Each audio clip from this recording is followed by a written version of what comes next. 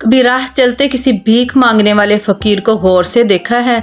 कैसे वो हर आते जाते इंसान के सामने खैरात के लिए हाथ फैलाता है, कितनी मिन्नतें करता है, कितने वासिते देता है, कैसे अपनी कमज़ोरियां बयान करता है, रोता है, गिड़गड़ाता है, बल्कि पीछे ही पड़ जाता है तो सामने वाला कुछ ना कुछ उसके कशकोल में ज़रूर डाल ही देता है।